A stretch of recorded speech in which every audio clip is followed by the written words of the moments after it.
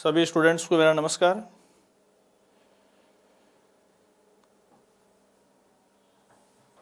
अपन अपने इस YouTube channel के माध्यम से आज एक नए टॉपिक को डिस्कस करने जा रहे हैं और ये टॉपिक जो है वो अंबेडकर यूनिवर्सिटी द्वारा विधि प्रथम वर्ष के पेपर लॉ ऑफ टॉर्ट्स के साथ अटैच किया गया एक एक्ट है और उसका नाम है उपभोक्ता संरक्षण अधिनियम 2019 कंज्यूमर प्रोटेक्शन एक्ट 2019।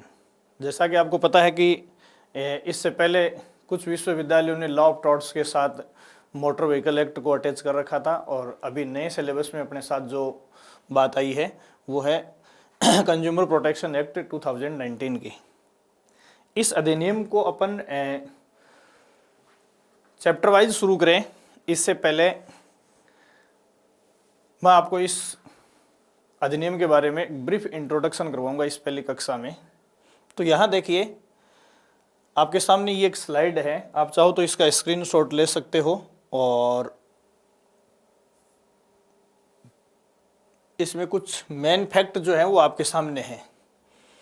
पहला सवाल इसमें जो बनता है वो आपके सामने है कि पार्लियामेंट द्वारा इस अधिनियम को वर्ष 2019 में कितने नंबर के अधिनियम के तौर पर दर्ज किया है या कितने नंबर के अधिनियम के रूप में पारित किया है। तो वर्ष 2019 का संख्यांक जो है वो 35 है, 35 नंबर पे इसको पारित किया गया है।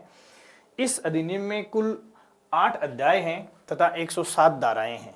इन 8 अध्याय और 107 धाराओं के बारे में जो कॉमन इंट्रोडक्शन है वो मैं आपको करवा रहा हूँ। देखो अध्याय 1 में इसका लघु शीर्षक दिया गया है, शॉर्ट टाइटल दिया गया है, विस्तार या एक्सटेंशन, प्रादुर्भाव या ओरिजिन और प्रयुक्तता का मतलब ये है कि किस क्षेत्र में इसे लागू किया जाएगा।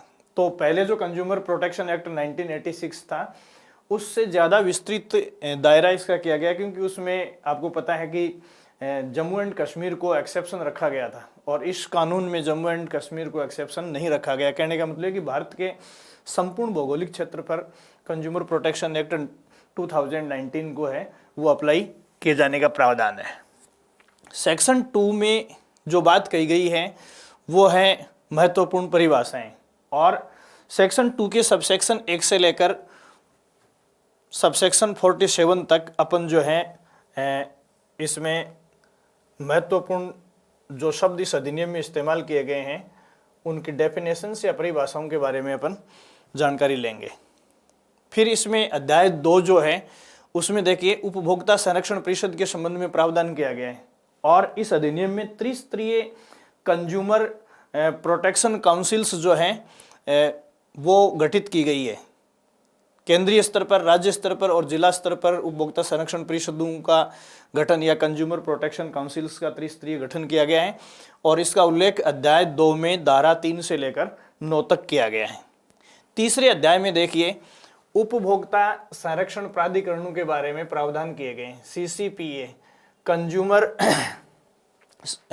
केंद्रीय उपभोक्ता संरक्षण प्राधिकरण CCPA central consumer protection authority के बारे में प्रावधान किया गया है और ये जो प्रावधान है वो सेक्शन 10 से लेकर सेक्शन 27 तक किया गया है।